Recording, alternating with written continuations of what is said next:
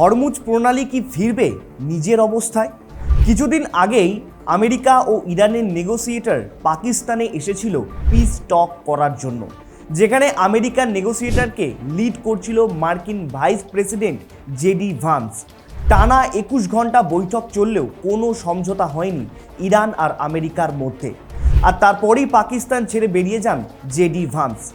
এতদিন আমরা ভাবছিলাম পাকিস্তান হয়তো ইরান আর আমেরিকার মধ্যে পিস টক করাতে সফল হবে, কিন্তু হলো তার ঠিক উল্টোটা। ইসলামাবাদের পিস টক ব্যর্থ হয়ে গেছে, কোনো ফলাফল আসেনি। আর ঠিক তারপরেই Donald Trump state of Hormuz block করার সিদ্ধান্ত নিয়েছেন। কিন্তু এখন প্রশ্ন হচ্ছে, ট্রাম্প কেন বলছে হরমুজ প্রণালী ব্লক করবে? এর পেছনে ঠিক কোন ভূ রাজনৈতিক খেলা চলছে? কোন দিকে মোড় নিচ্ছে ইরান আর আমেরিকার সম্পর্ক? ইরানের সাথে আলোচনা ব্যর্থ হওয়ার পর কি প্রভাব পড়বে সারা বিশ্বে? আজকের ভিডিওতে আমরা এই গুরুত্বপূর্ণ চোখ পয়েন্টগুলো নিয়ে আলোচনা করব এবং জানাবো ভারত সহ পুরো বিশ্বের ওপর এর ঠিক কী প্রভাব পড়তে পারে। আমাদের প্রথমে বুঝতে হবে যে কেন এই হরমুজ প্রণালী এতটা পরিমাণে গুরুত্বপূর্ণ। এই কয়েকদিনে হয়তো আমরা সবাই জানি, কিন্তু তবু এটি আলোচনা করাই হচ্ছে মেন উদ্দেশ্য। ম্যাপের দিকে তাকালে দেখা যাবে এই হরমুজ প্রণালী ওমান এবং ইরানের মাঝখানে অবস্থিত একটি গুরুত্বপূর্ণ সরু জলপথ। কিন্তু এই সরু পথটি হলো বিশ্বের শক্তির লাইফলাইন। সৌদি আরব, কাতার, কুয়েত, ইরাক এবং সংযুক্ত আরব আমিরাত থেকে শুরু করে বিশ্বের বড় বড় তেল রপ্তানিকারক দেশগুলো এই পথটি ব্যবহার করে। প্রতিদিন বিশ্বের মোট খনিজ তেলের প্রায় 20 থেকে 25% এই ছোট প্রণালীটি দিয়ে পারাপার করে।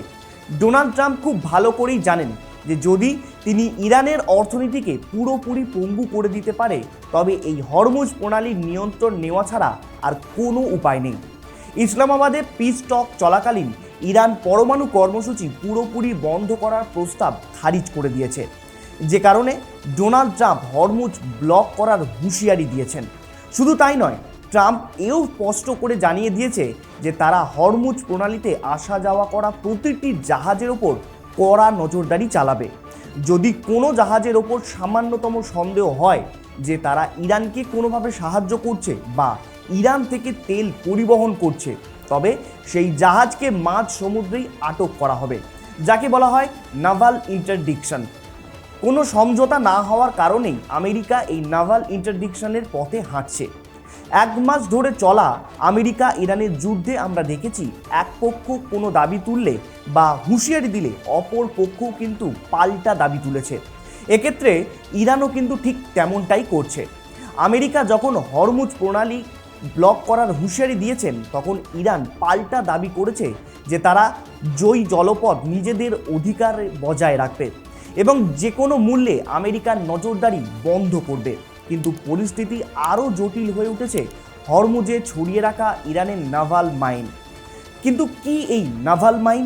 দেখুন, আমরা প্রত্যেকেই ল্যান্ড মাইনের নাম শুনেছি, যা মাটির মধ্যে বিছানো থাকে এবং তাতে পা দিলেই সেটা ব্লাস্ট হয়ে যায়। এক্ষেত্রে নাভাল মাইনও খানিকটা একই রকমের, শুধু জলের মধ্যে বিছানো থাকে।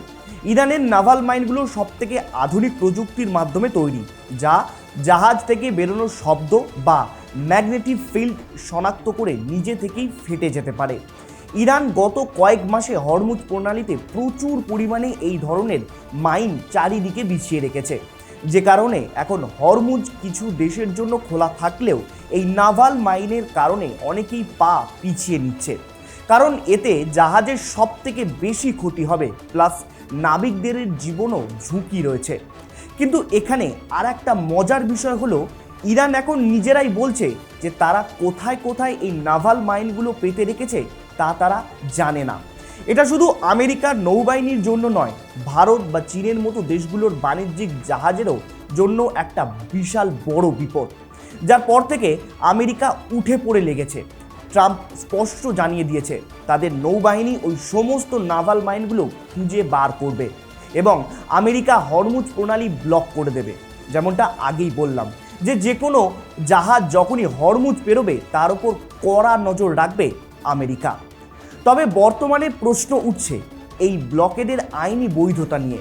আন্তর্জাতিক আইন অনুযায়ী কোনো দেশ আন্তর্জাতিক জলসীমায় সাধারণ বাণিজ্যিক জাহাজ চলাচল বন্ধ করতে পারে না। ইরানের আগে যখন নিষেধাজ্ঞা চাপানোর চেষ্টা করেছিল তখনও সেটি বেআইনি ছিল, আর এখন আমেরিকা যা করছে তাও কিন্তু আন্তর্জাতিক নিয়মের এক প্রকার বাইরেই। কিন্তু ভূ রাজনীতিতে যখন শক্তি প্রদর্শনের কথা আসে তখন আইন অনেক সময় ডাস্টবিনে চলে যায়। আর ট্রাম্পের এই সিদ্ধান্তের সবথেকে বেশি বিপদে পড়েছে মধ্যপ্রাচ্যের অন্যান্য যে সমস্ত দেশ রয়েছে তারা। সৌদি আরব বা কুয়েতের মতো দেশগুলো যারা এই তেলের ওপর নির্ভর করে চলে তারা এখন গভীর অনিশ্চয়তার মধ্যে পড়েছে। যদি দীর্ঘ সময় ধরে এই অবরোধ চলে বা এই হরমুজ প্রণালী বন্ধ থাকে তবে বিশ্ব বাজারে তেলের দাম ঠিক কোথায় পৌঁছাবে তা আর বলার অপেক্ষা রাখে না। ভারতের জন্য এই বিষয়টা কিন্তু আরও বেশি উদ্বেগের, কারণ ভারত খনিজ তেলের একটা বড় অংশ ওই হরমুজ অঞ্চল দিয়ে কিন্তু আমদানি করে। যদি হরমুজ প্রণালীতে অশান্তি বাড়ে এবং জাহাজ চলাচল ব্যাহত হয় তবে ভারতের বাজারে পেট্রোল ও ডিজেলের দাম চড়চড় করে বেড়ে যেতে পারে। এর ফলে জিনিসপত্রের দাম বাড়বে এবং সাধারণ মানুষের ওপর একটা বিশাল চাপ তৈরি হবে। শুধু তাই নয়, আমাদের শিপিং সেক্টরও কিন্তু সংকটের মুখে পড়বে। এখন শুধু দেখার বিষয় ইরান আমেরিকার সম্পর্ক এখন কোন দিকে মোড় নেয়। আপনার মতামত জানান কমেন্ট করে। এরকম বিস্তারিত আলোচনার ভিডিও পেতে এখনই সাবস্ক্রাইব করুন আমাদের চ্যানেল টক টিপ। ধন্যবাদ।